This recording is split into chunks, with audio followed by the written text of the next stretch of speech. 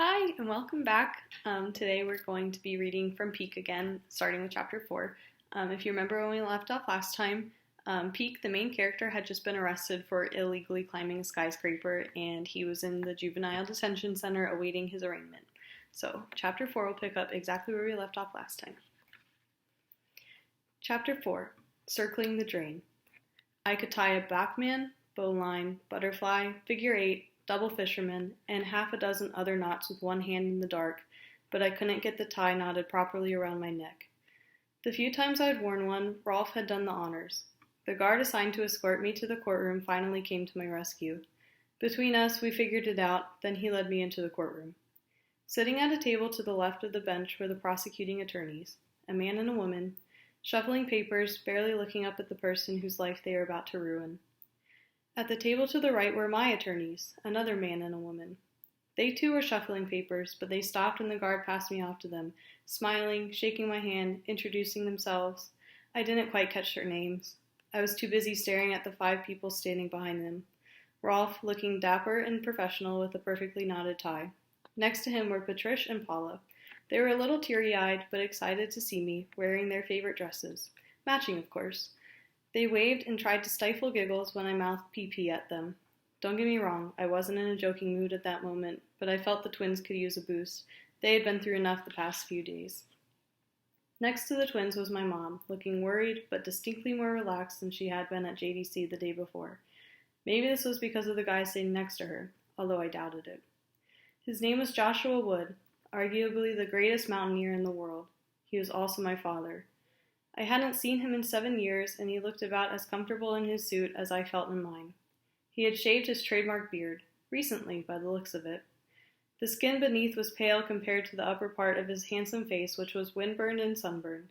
His lips were chapped and his nose was peeling, giving him the overall look of someone who had just been dug out from under an avalanche. His eyes were the same pale blue as my mother's. He gave me a nod and a smile, which I was too stunned to return. "All rise," the bailiff said, startling me out of my stupor.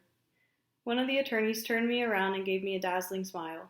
I expected her to say, "Love the tie," but what she said instead was, "Don't say one word unless I tell you to. Act remorseful." She was obviously my lead attorney. I thought her name was Tracy.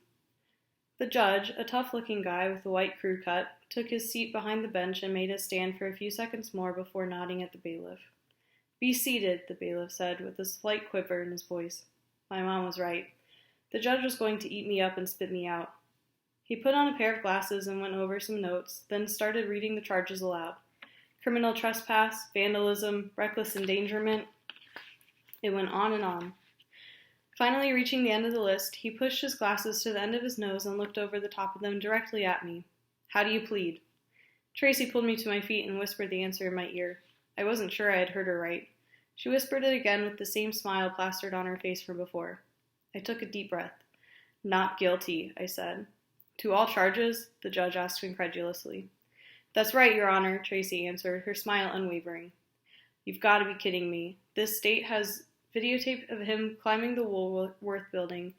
There were 23 cops on the roof that saw him being pulled over the railing. He signed a statement attesting to the facts." "Duress," Tracy said. "He was exhausted, injured, and half frozen at the time." "Oh, please. This kid has received absolutely every consideration the system can offer, including delaying this arraignment. Now what's this all about?" "We want to go to trial," Tracy answered. The arteries in the judge's neck looked like they were about to burst. He glared over at the prosecutor's table. "Do you two know anything about this?"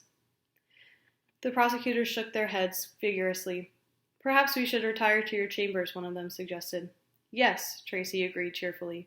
"The 4 of you crammed into my office," the judge said.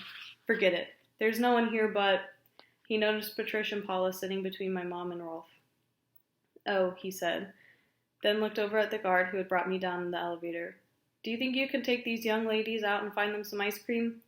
"What about the prisoner?" the guard asked. "I think he'll hang around for this." He looked at the twins. "Do you like ice cream?" "Chocolate," Paula said. "Vanilla," Patricia said. "I think that can be arranged." "Do you want us to bring you back some, Peak?" Paula asked. "I bet they have strawberry," Patricia said. My favorite. But it sounded like awberry because she had recently lost her front teeth. "Nah," I said. "I had a big bowl for breakfast." You did not, they said in unison, giggling as the guard took them out. The judge waited for the door to swing completely closed before continuing the proceedings. He nodded at the court reporter. We're off the record. She turned off her recorder and stopped typing. It's just us now, the judge continued, looking at Tracy. You know as well as I do that we don't want to go to trial with this. It's turned into a media circus. A boy was killed 2 days ago. I'm sure you and Peake and his parents don't want that to happen again. Of course not, Tracy said, but by the same token, I can't let my client be unfairly incarcerated because the media is out of control. This whole thing has not been handled well by the police department or the mayor's office. The judge looked at her for a moment, then looked over at the prosecutors. She makes a good point. What do you think? The older of the 2 prosecutors, the woman, stood. Prior to the arraignment, we offered a plea bargain of 2 years with 6 months off for good behavior. 18 months is a pretty good deal considering the charges. Not if you're serving it, I thought. But it was better than 3 years. Tracy picked up a sheet of paper from the table. In the last 5 years, 15 adults have been arrested for climbing skyscrapers in New York City. The longest sentence has been 6 months, and several of these climbers served no time at all. She looked at the prosecutor. We can beat this in court. We're going to trial. The prosecutor gave her a sour look. I felt the drain being plugged, but it wasn't watertight yet. What's your bottom line? The judge asked. A fine with probation, Tracy answered, and no time served.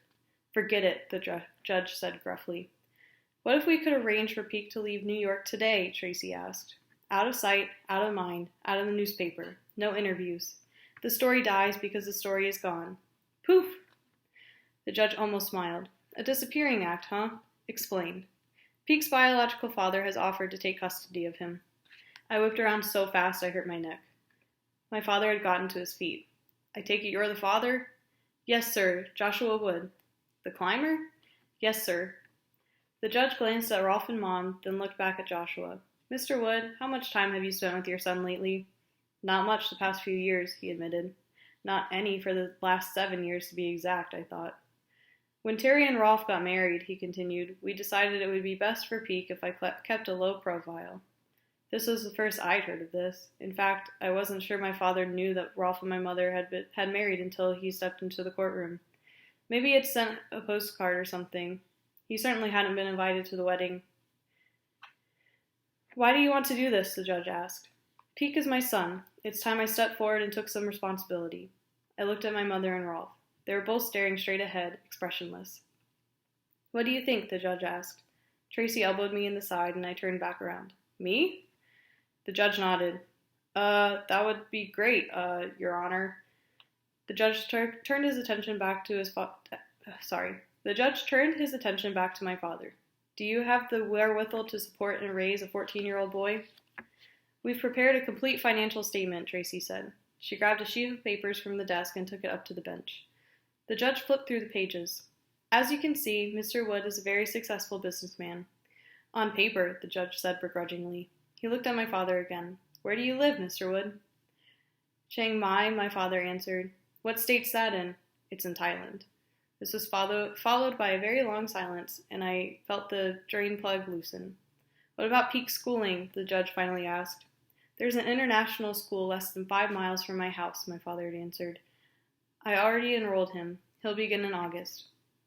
Peake is currently attending the Green Street School, Tracy said. He only has one requirement left to complete this year. It should be easily accomplished in Thailand. The Green Street School? The judge smiled for the first time. It just so happens that I went to GSS when I was a kid. I didn't know they had legal prodigies. The judge waved the prosecutor up to the bench, where they had a long whispered conversation. When it was over, he looked at all of us one by one. All right, he said, this is what we're going to do. Peake, you are on probation until you reach the age of 18.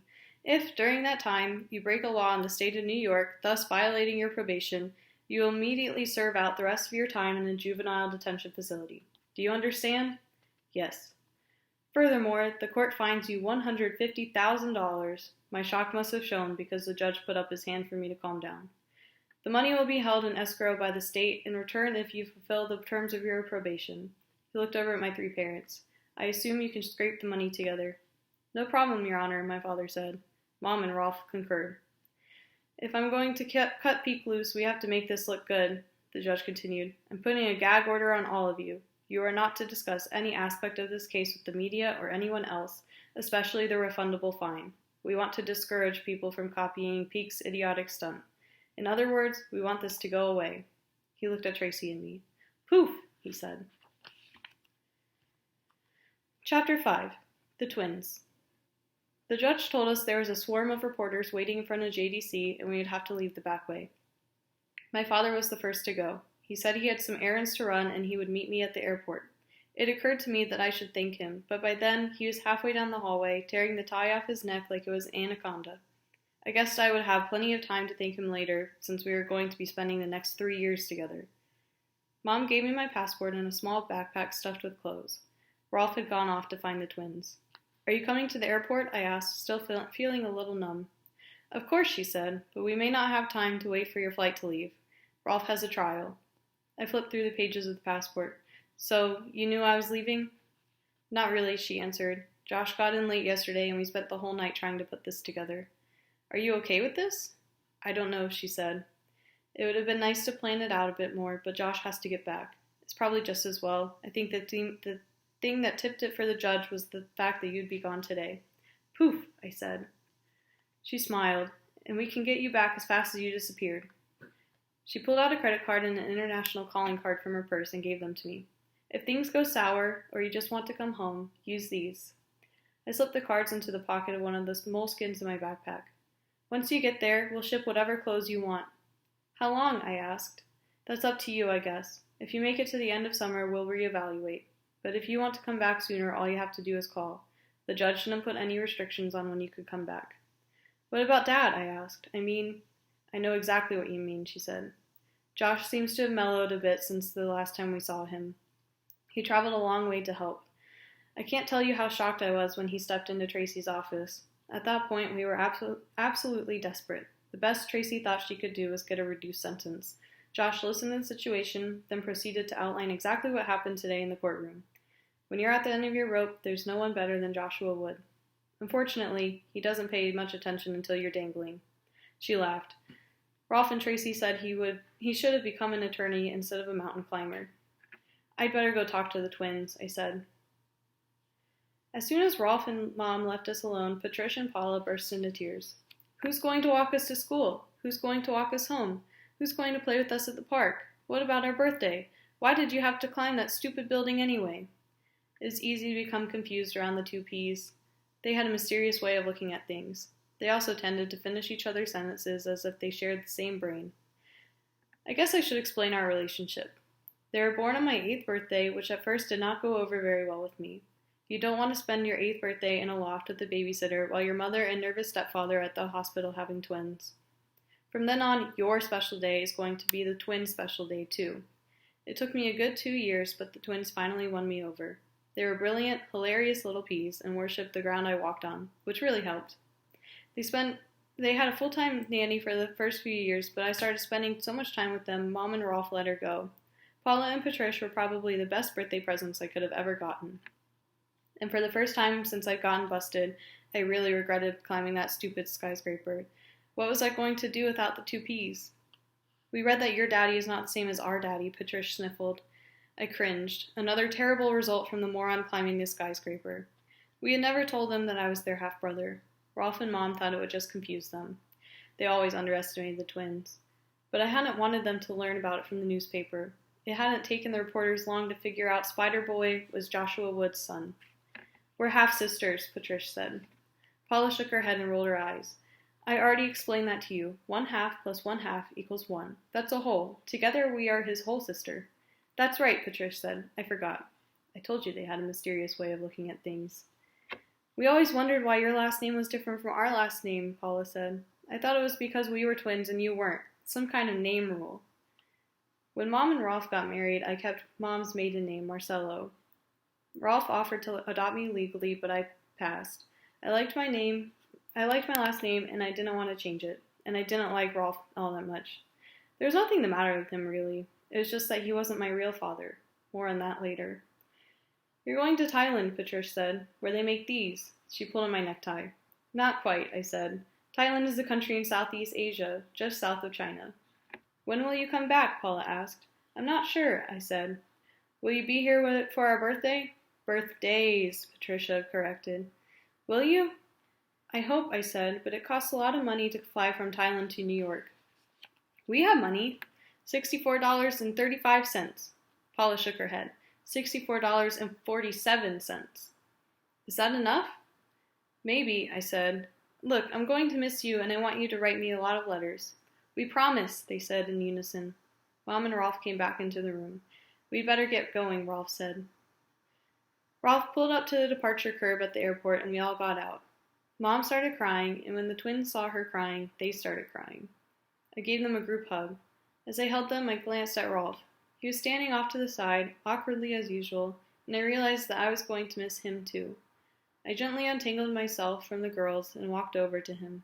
I'm sorry about all the trouble, I said. Rolf put his hand on my shoulder and smiled. It's going to be pretty boring without you around. Take care of yourself and don't hesitate to use those cards. He looked at Mom and the twins, and for the first time ever I saw tears in his eyes. We're going to miss you. Chapter 6. Rock Rats. My dad wasn't at the airline counter when I got to the airport. Our flight wasn't scheduled to take off for another 3 hours, so I wasn't worried. Yet. I went into the restroom and discovered Mom had filled my pack with all the clothes she liked. Not necessarily my favorites, but they were better than the suit, which I stuffed into a garbage can. It was too small for me anyway. 2 hours and 55 minutes to go. Waiting at an airport might be the worst. Well, except for waiting in jail. I bought an evil-looking hot dog and wolfed it down with a flat soda. 2 hours and 53 minutes. I went through my pack and found the 2 moleskins, and I thought about starting my assignment. All I had to do was fill one of them, but at that point I had no idea what I was going to write about. I found an automatic pencil in an airport store, but when I sat down and pulled the wrapping off, the eraser shot off into space, and I couldn't find it. I wrote moleskin number 1 on the first page, and then put the pencil and the moleskin away. Discouraging. 2 hours and 37 minutes.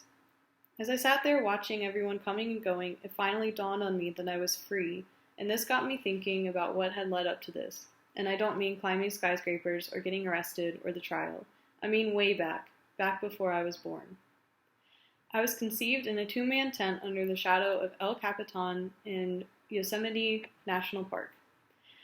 At least that's what my mom thinks it happened. My parents were 24 years old at the time. The day before the tent, they reached the summit of El Cap along the Iron Hawk route in record time of 32 hours and 43 minutes. And this was not the only climbing record they had broken that year. Hallucinogen Wall, Body Wax, and the Flingus Cling, and dozens of other records had fallen to the climbing team of Terry Marcello and Joshua Wood. Climbing magazines and equipment companies had started to pay attention to them, and to pay them money. The rusty old van they had lived in for 3 years was ditched for a brand new 4-wheel drive truck camper. No more temp jobs to scrape together money for gas and food. No more mooching off the weekend climbers. They bought a piece of property in Wyoming and built a log cabin in front of the 90-foot vertical wall, perfect for conditioning climbs. The rock rats were on their way up. I'd seen photos of them back then. My father looked like a bodybuilder, but he was as flexible as a gymnast. My favorite photo of him was the one where he was standing on a high ledge touching his knees with his nose.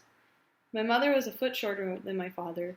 She was lean with dreadlocks tickling her powerful shoulders, muscles in her arms and legs like knotted ropes, and abs like speed bumps. She was bulletproof, but she was not baby-proof. 2 months after El Cap, she told my father she was pregnant. I have no idea what his reaction was, but I doubt he jumped up and down for joy when he got the good news. It was a difficult pregnancy. There were complications. She was told to stay in bed or she would lose me. She did, but my father was on the move, teaching seminars, endorsing equipment, and climbing, shattering records on Mount Kilimanjaro, Mount McKinley, and Annapurna, which is where he was the night I was born.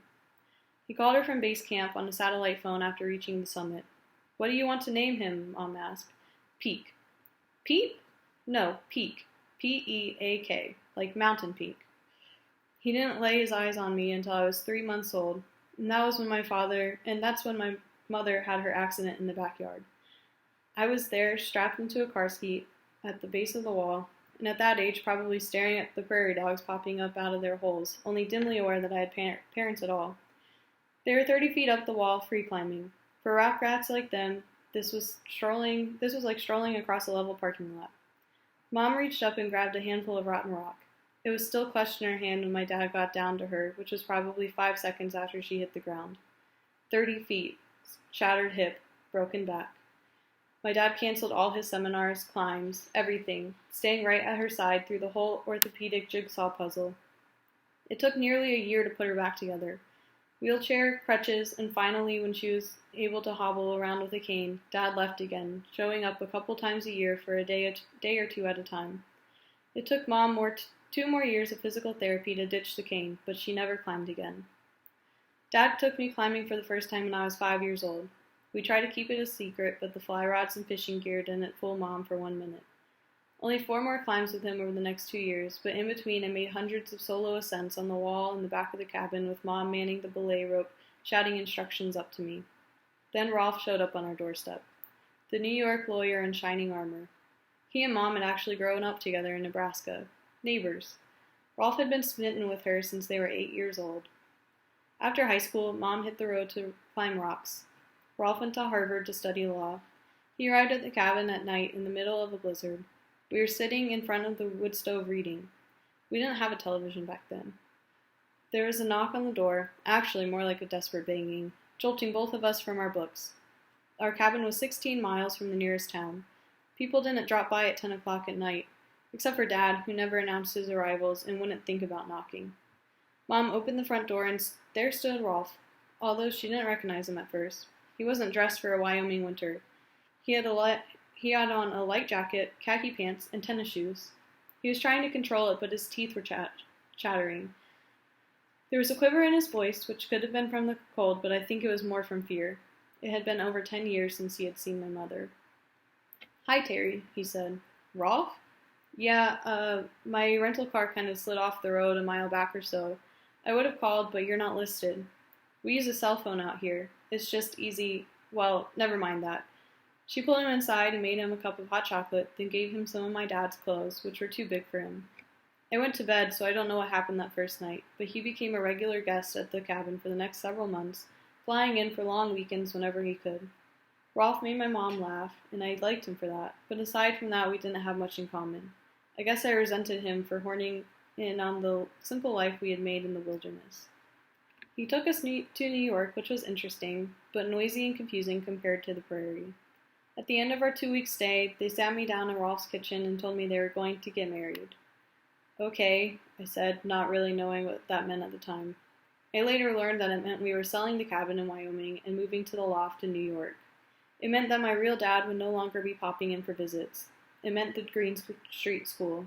It meant that the closest I was going to get to a rock wall for the next few years was a 15-footer at the YMCA down the street, which I could have climbed backward without protection if the guys manning the ropes would have allowed it. None of this helped to sweeten my relationship with Rolf. The twins saved me, and it also helped that my mom let me subscribe to a half-dozen climbing magazines. In the back of one of those magazines, I discovered summer climbing camps. It took a lot of sulking to get her to let me go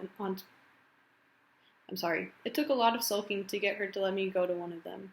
What cinched it in the end was that she knew the climbing instructor, a former rock rat gone legit. After this, as long as I did well in school, she let me sign up for more camps.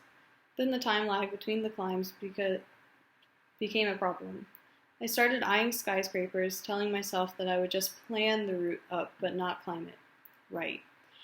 To get up a rock wall, you study the outside, trying to pick the best footholds and handholds, guessing where you're going to encounter problems so you have the right equipment with you to get around them. To climb a skyscraper, you have to know the inside as well as the outside, which is where I screwed up on my last climb. You don't want to be dangling outside of a window when someone is at a desk working or vacuuming the floor. You also have to plan your exits. Mine were pretty simple. I used the elevators. Rooftops have doors. Late on the day of the climb, while the building was still open, I'd go up to the roof and put a piece of duct tape over the latch.